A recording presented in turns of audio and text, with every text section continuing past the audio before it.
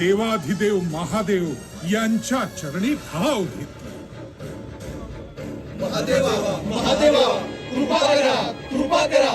तुम्हीच मातेला शांत करू शकता.